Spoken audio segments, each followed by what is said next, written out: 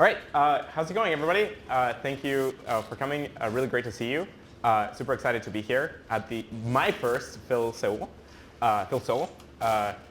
It's the second one, right? There was one last year, which was really exciting, and very excited for this one. And I can't wait to be back next year. So what I wanted to talk about today is I'm just going to go through 10 interesting ideas for the FIL Dev Summit. I'll kind of talk about what FIL Dev Summit is in a moment.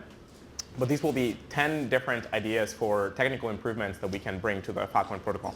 And a lot of these things are things that you probably have been talking about today in the SP workshop and other things.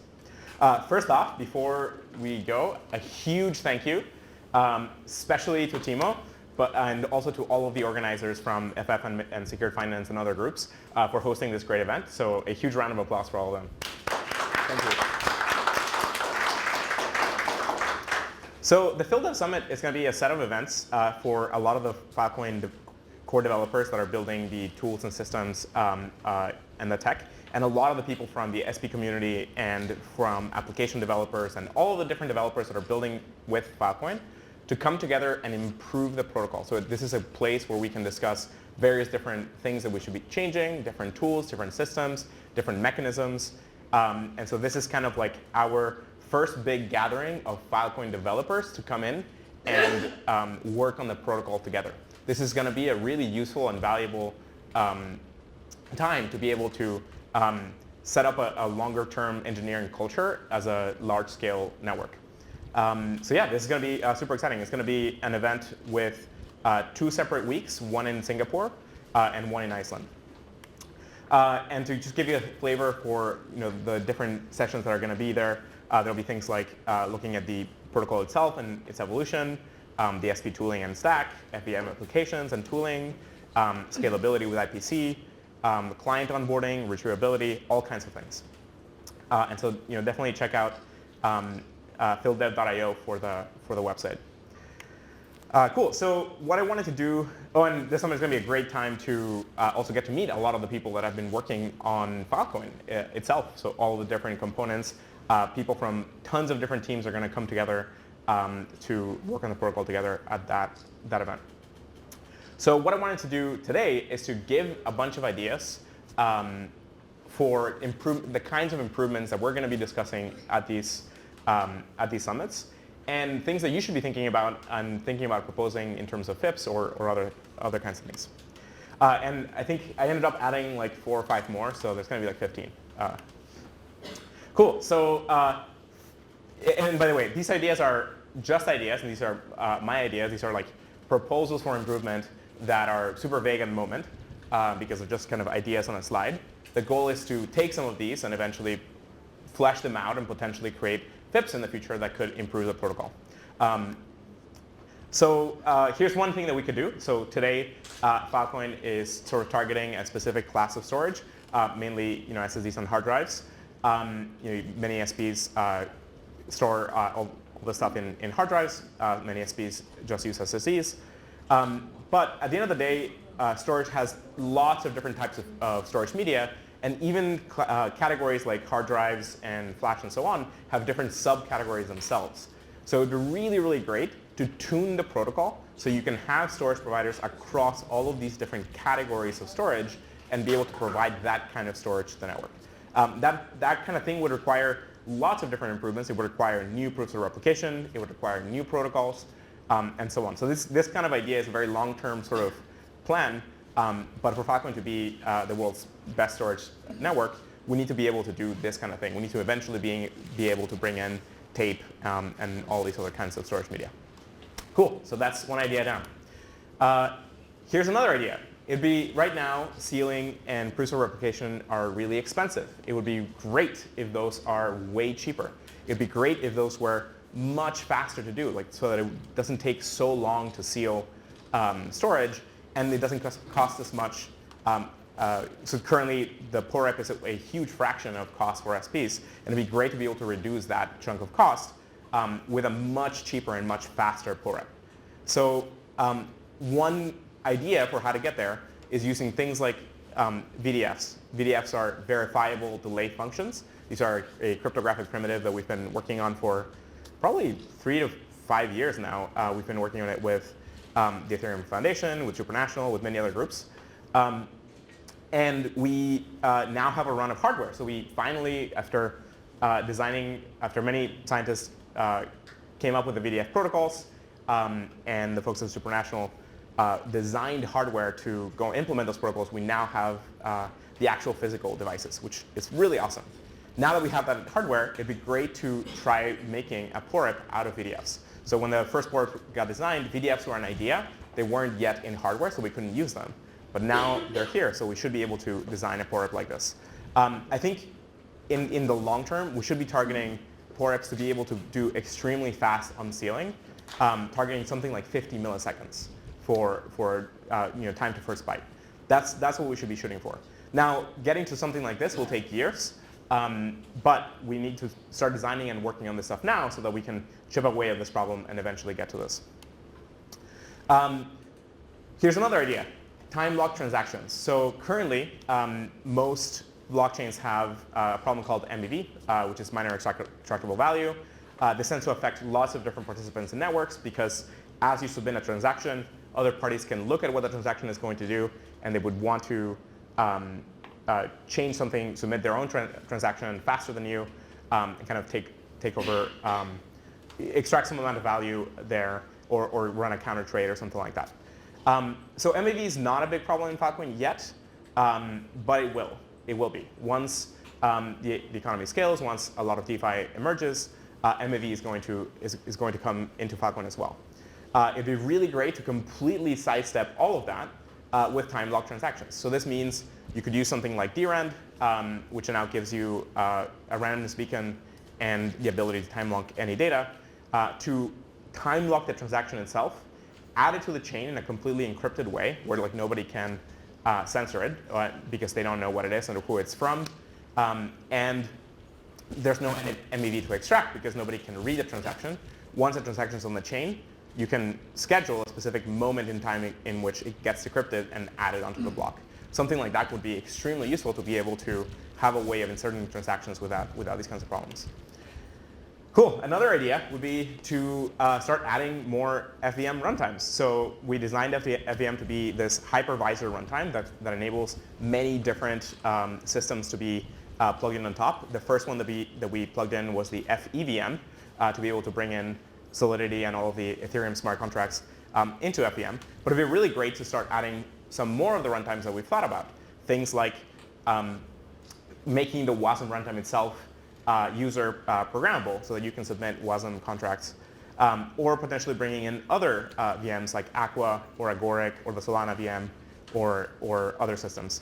So that can make the FVM itself a hypervisor that can help most other chains out there interface and interact together and create a standard for interoperability. This will help Filecoin be the good storage network that all other blockchains will want to use. So here's another idea. Today, the retrievability checking in the network is not great. We have a few bots and systems out there checking some amount of the retrievability of the data. But in reality, when clients store data with Filecoin, they want that data to be retrievable, either at least by them or by some other parties.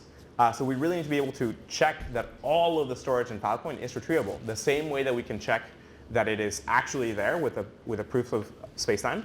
We should also be able to check retrievability. We have good cryptographic primitives for this. We have things like proofs of retrievability. We have proofs of data possession. So we can use those to create a structure to check the entire retrievability of the network.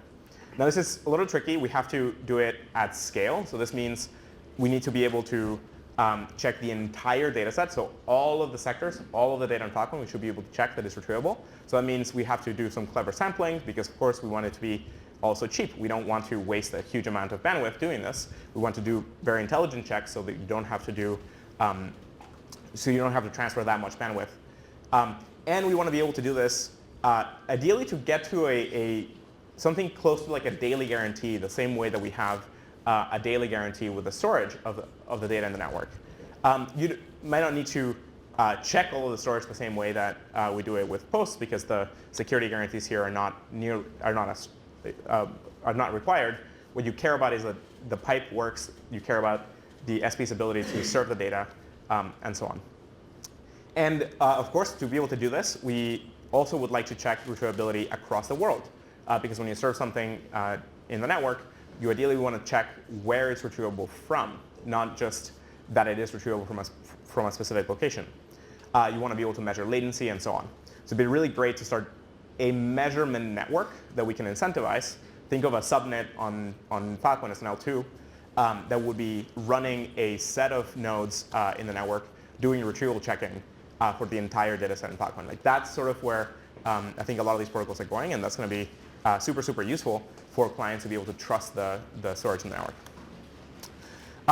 Saturn is the CDN layer in Filecoin, and that's coming along. They're going to be presenting in some of the dev summits. And currently, Saturn has L1s for hot caching close to end users, and the L3s are sort of the storage providers. And we kind of need to, when we initially designed Saturn, we came up with these L2s that would be a way of pinning hot data in a specific region for being able to deliver something extremely quickly. So think of being able to move data close to the edge where the user wants it. And so now we need to kind of implement those L2s, and so that means we need to design how they're going to work. We got to design how to divide the data set and how to form regions and so on. Cool. Here's another idea. So data availability is a huge problem in blockchain networks. So today, lots of the discussions around rollups and L2s and so on all revert back to how are you going to make sure that the data that that you need in order to check the transactions and so on is available and accessible when you need to do that in the L1. And so Filecoin, when you think about Filecoin with the massive scale of data storage that we have, the data availability problem for most blockchains is tiny. Like, we're talking about megabytes to gigabytes so far, maybe in the extreme case like a terabyte. And so when you think about Filecoin and the massive scale of storage that we have, we can totally solve the data availability problem for all of the blockchains. And so what we need in order to do this is to create a protocol that tunes for the specific security requirements of the data availability problem across a bunch of different chains, and enable them to just use Filecoin for the data availability. So the way that I would approach this is to create subnets with IPC. IPC is the scalability protocol that we're developing in the network. And you should be able to roll a specific subnet for us to make a specific data availability network for each particular network you want to enhance. And you can add things like long-term archival into Filecoin. You can add things like making sure that all of that data, including the blocks and the transactions and so on, are retrievable by browsers through the gateway and all that kind of stuff. Cool. Here's another idea. Currently, we don't have good forms for access control in the storage provider workflow. So a client can't express who they want the data to be retrievable by in a way that's programmable. It'd be really great to create a standard set of primitives to define access control, so we can implement all of the standard requirements that most clients have about who gets to access their data. Think of like RBAC and so on. We can do all of this on top of a protocol called UCAN.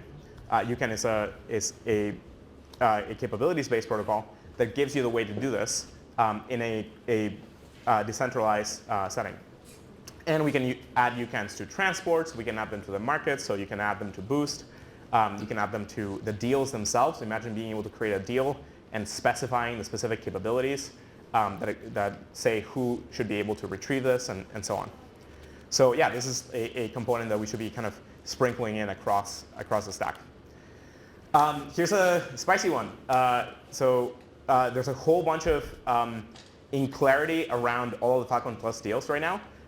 There's some amount of measurement tools, and they're getting better every week and every month, which is really good. But we still need more ways of understanding exactly what's getting stored by whom and so on. And so better measurements, better way of detecting what is abuse. And we need some hard and concrete disincentives to abuse. So this is one of the things that I think a lot of the community has been frustrated by for the last, I don't know, many months, which is that currently there's a big incentive to abuse and no strong disincentive to abuse. And so that loophole has to be closed. So one big thing would be to introduce slashing to fill plus abuse. Here's another thing that has been discussed in the community a lot. So data cap allocators right now, there's basically three main protocols in Filecoin Plus. Filecoin Plus is it's kind of like a meta protocol that lets you define sub-protocols to allocate data cap. And kind of the main ones that people use are these notary-based protocols. But that doesn't mean that's the only thing you could do. You could do very different types of settings. You could have on-chain protocols that decide how to allocate that. So we need way more experimentation with this kind of thing. We need a bunch of new kinds of designs for data cap allocation. And ideally, experimentation with how to prevent or spot and slash abuse. And there's been a ton of great ideas proposed across a lot of the FIB discussions and so on. It'd be great to start experimenting with some of those. Cool. Here's another one that I've been wanting for a very long time. We need a way of tracking collections that are changing over time. So data sets are not just fixed static objects. Data sets tend to be large-scale collections, groups of items, and they tend to change with time, and they tend to get associated to communities that have rights over the collections. So we need some kind of data structures on-chain that can describe collections, that can be mutable, and that can specify a set of users with the ability to update that collection, to add items, to remove items, and so on. And if we kind of build that primitive, then we'll be able to connect it to other components like accounts or deals or markets or data DAOs and so on. So we kind of need this on-chain collection primitive to then start to connect it to other components. And examples of collections here abound. So things like large-scale archives tend to have sub-collections like all of the movies or all of the music, or specific sub-collections in some specific genre or something like that. Cool. So here's another really annoying limitation. Currently, deals are limited by the sector size. So it'd be really great to have deals of any size. So you should be able to make tiny deals, and you should be able to make huge deals. And that should be completely independent of the sector size. That was actually the initial goal in the design. We just couldn't figure it out in time because there's a whole bunch of nasty problems with the proving tree. But now that we have more time, we should be able to do this entire decoupling. We should be able to make small deals. We should be able to make huge deals. And we can get to this by decoupling the deals, the sectors, the markets, and the proving tree. There's already a number of HIPs that have been proposed, and I think a bunch of implementation work that it chips away at this big problem. And so that's great. Let's kind of get there in the next few months. So it would also be great to be able to have deals for mutable collections. So you shouldn't just be able to express, I want to make a deal for this specific fixed storage that I know today. You should be able to make a deal for storage that will change in the future. You might be able to express the deal in terms of the capacity, the total capacity you want to be able to store. But you should be able to kind of update the collection over time and add items or remove items and so on. Most users of data storage in the world require abstractions like this. And you can build all of that on top of the static immutable data structures. You just need to kind of layer these things on top. So if we build that collection primitive, then we can connect it to deals like this, which would be pretty sweet. Here's another idea. Currently, data prep is really frustrating. You either have to, the SPs have to do it, or the clients have to do it, and there's a whole bunch of code that has to turn the users, the clients' data into, take the data, chunk it, put it into car files, slice them just to be in the right format to be able to be put into sectors and so on. That whole data prep workflow is super annoying, super painful, and it shouldn't be clients or SPs that do it. There should be just a simple computational market for this. You should be able to just hire data preparers in the network to run all this data prep for you. You could make verifiability on this an interactive process, so you don't have to make it kind of like a hard, cumbersome ZK verifiability thing or something like that. You can get by with some kind of online verification. And this could work really well with the COD networks that are being booted up. So there's a number of compute over data networks. It'd be great to use one of these for this kind of data prep. Cool. Here's another frustrating one. So there's a number of crypto econ parameters that are currently static. A lot of them are dynamic, which is great. And in general, so it's not always the case. Sometimes you do want static parameters. But in general, static parameters tend to be bad because they don't adjust to the conditions as they're changing. So the environment will change, the total circumstances of the economy will change, and static parameters create these difficult, hard to vary regimes that can cause all kinds of problems. A lot of static parameters should really be dynamic.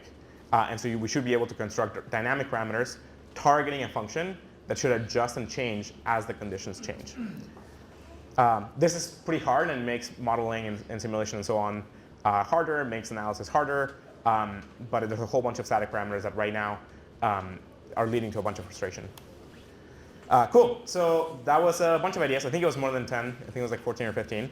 I will take questions on these, and then right after, but questions at the moment just on these ideas or the FIL Dev Summit. Separately, we'll do an AMA in a moment where you can ask me anything. So yeah, that's it. Thank you.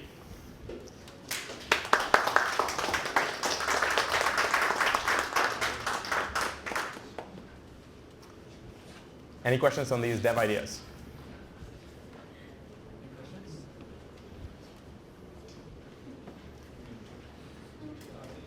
You look like you have a question. The first one is always hard. Just great to hear all of that future development. So I'd love to see all the new things in the future that probably helps us as an SP to even strengthen the Filecoin ecosystem here. So no specific question on the future development, but during the A&M session, we can great. share all the different troubles that we have. Yeah, sounds good. All right, thank you. Any question? Oh, sorry. Let me ask a question about the on-chain collections. I need your clarify on the, what do you mean the changing data size on-chain? Is the Filecoin state data or anything others? I just mean that we need to create some data structures on chain that can, think of like a Git repository. A Git repository is a mutable collection. A Git repository at any one moment is static. It has a whole bunch of objects. It's a graph kind of like the one on the bottom right. And as you add objects, the graph grows.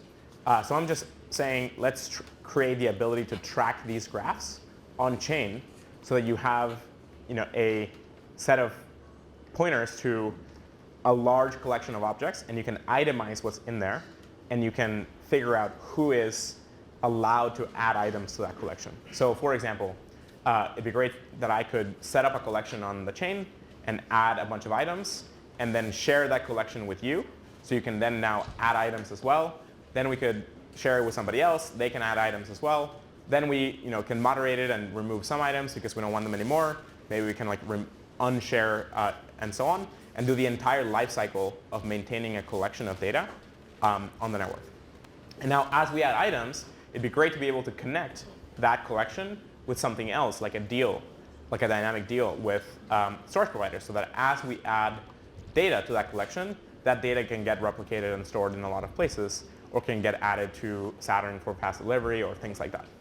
So think of it kind of like, collection here is a general word. Think of it like a bucket, like the bucket abstractions exist in a lot of different storage systems or file systems. And so think of it kind of like that. We just need to create that abstraction on chain. Can I understand this as the real data is on-chain? Sorry, go ahead. And the real useful, I mean, the data is off-chain, but the multi-tree data structures is on-chain. Yeah, so there's a good question there around how much of the data do you need to keep on-chain versus off-chain.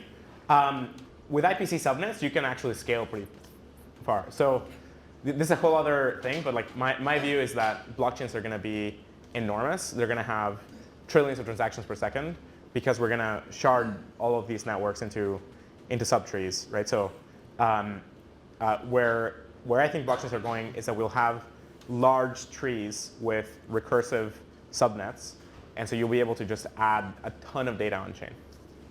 Okay. that is somehow aligned with the direction of Handle, the Yep. project. Yep, Thank exactly. you.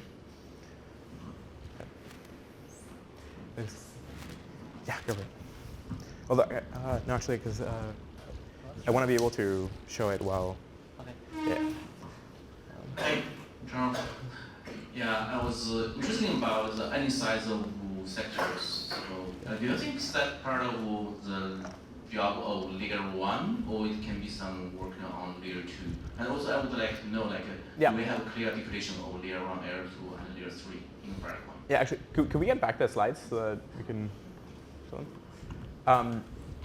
Yeah, so I think that you should be able to express the deal directly on chain. Now, whether that should be L1 or an L2 and so on is a separate question.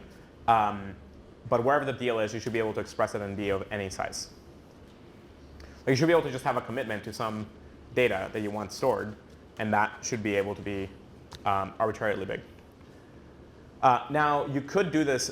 So where I think a lot of this is going, where is it? Here. Do you see kind of like this layout with all these different rings? One way to view that is kind of as regions for Saturn, for a CDN that wants to deliver content very quickly. Another way to look at this would be as a network of L2s on top of the Filecoin L1 that are potentially doing storage deals. So you can think of bringing the concept of regions into Filecoin the same way that the whole cloud has regions, and then do a lot of the operations, like all of the deals, on that. Yeah, does that make sense? Yeah, sorry. Yes, but does region, so region, if we consider region as a layer, region is something like layer 2, or is more cryptography layer 2? I mean, a layer 2 here is layer 2 in a lot of networks is like a big change. With things like IPC, layer 2s are going to feel very connected to the L1s. I think where blockchains are headed in the long term is that you're going to be able to do computation and move it up and down in the tree very quickly. And you're not going to have to worry very much about where exactly it's happening as long as the security guarantees are met. And so I really think we're not going to have these, because currently the whole world has these really large L1s that are smashed with congestion, and nobody can kind of get anything in, and gas fees go high, and so on. We can scale them using this fan-out strategy and get to extremely cheap trees. And so you can do a lot of the operations in the lower layers. Yeah. And so when you would store something, so for example, so bringing storage, so it's another idea, I guess, that it's not expressed here, but bringing regions to all of Filecoin would be then starting to move the storage deals themselves or the markets and so on into those L2s to be able to do tons of deals at very high throughputs and very cheaply. Right now, how expensive is it to like add a bunch of messages on chain to publish a bunch of deals or add a sector or whatever, put all of that in and move all of that into L2s. Yeah. Any other question? I think there were a couple of. Oh, Hello, I have a question about FIL Plus. Yeah, I know the vision of Filecoin is to become the storage network of human data or useful data. Mm-hmm. But technically there is not a technical solution to verify whether the data is human data or useful data. And in fact, there is currently a hot thread on GitHub discussing about this. I want to know what's your opinion about this. So it's not just a hot topic right now. It's been a hot topic since the beginning. And kind of like back in 2019, a lot of us started discussing different ways of doing this, and we are really frustrated by the fact that there's no cryptographic, mathematical way of checking whether the data is legit. So there's the inherent problem here comes from the fact that we are trying to build a market where the client and the SB can choose each other, and we're trying to have a block reward flow to the SPs. And so those two things coupled then gives you the problem of being able to sort of cheat and then pretend that you're the client, and that's kind of the issue that Filecoin Plus is trying to solve. So that's the core of the problem. And the kind of strategy that we landed on at the time was that you should be able to trust parties, or you should be able to trust a system up to a certain amount. And that's where the data cap abstraction comes from. It's just trying to encode how much trust you would have for a system in its likelihood of cheating the entire system. And we need just a lot of different ways of checking this, and we need to evolve the strategies over time. Because no strategy that we ever do at any given moment is going to work perfectly. We're going to have to keep evolving the strategies. Yeah, but there's a whole other discussion, which is like why the useful data thing. I didn't include that now. But I am preparing a talk about this for FIL Summit. If you guys are going to be here tomorrow, I could give a version of that somewhere. And then we can kind of like dive into detail. There's a ton of arguments as to why it's critical to flow the incentives into useful data. Yeah, the sort of like TLDR punchline there is that if you don't, then Filecoin just becomes a wasteful work chain. And there's very little you can do about that. So if you want useful data storage, you have to flow the bulk of the incentive to that. So that's a teaser for tomorrow. I won't go into detail right now. Yeah. You want to deliver a presentation tomorrow? I was thinking, like, if people are interested in that topic, would people be interested in that topic? Raise your hand if yes. A few people. Yeah, we can do it in a small group. Like, we don't have to do it as a big talk or something. We can do it as a small group. Okay, last question, so we can move to the AMA. So about the FDMs, I'm in a gaming background, so I'm just wondering about currently it's mainly just Filecoin as a storage unit, but utilizing gaming as a cloud on the cloud servers. So in the time frame of actually being able to use it like a cloud gaming storage unit, when do you think would be a reasonable time frame to allow this to happen? Well, it depends on what part of the game you want to move on, because you could do it already today for storing all of your static assets. So there's already many games that use IPFS and Filecoin to distribute all their static assets. So this means like the game itself, like the binary of the game, or like things like images or video or maps, all of that kind of stuff is already kind of riding along this way. What's harder is to store dynamic game state, like the entire state of the world with like a fast clock time. So today, you could do it on IPFS. You can't quite do it yet on Filecoin because Filecoin is too slow to be able to do that kind of like really fast dynamic updates. But that's where some of the IPC stuff is going. Right now, there are groups experimenting with IPC with like really fast subnets, so like second tick times, and you can get shorter. So the core idea of IPC, I'll just kind of give it the summary here, and there's a bunch of talks online that you can go into it. But the core idea is that you can derive. So each of these things is its own chain. So the green one on the top is a blockchain with a group doing consensus and so on. Each layer down is its own subchain, like a subnet. Think of it like a subcluster. And you can keep on recursing down arbitrarily. And one of the other things you can do is you can select that all of the parties in that chain should be in a specific region of the world or a specific data center. If you do that, then your block time can speed up. Because the block time in a blockchain is slow because of the diameter of the Earth. You have to like wait for the block to propagate all around the Earth. So that means that like block times are about, the fastest they get to in the L1s is about a second or two. Maybe 300 milliseconds if you really want to push it. You can do other kind of like scaffolded strategies that can get it down, but it's in the order of hundreds of milliseconds to seconds. If you want to go down to data center level, you could do blockchains in like 5 to 10 millisecond block times, which would be awesome. But at that point, all the computers have to be in that data center. And so you could put an entire game server in a blockchain that way.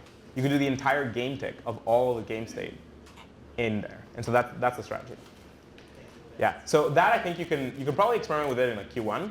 I don't know that it will work very well yet, but I would imagine kind of like mid 24 to late 24 to be able to do an entire game. Yeah, which would be sweet. Think of like MMOs, right? Like, yeah, it would be awesome. Yep, that's where we're headed. All right, thank you for the wonderful questions. Now, next coming up, we will have a more of a sidecar fireside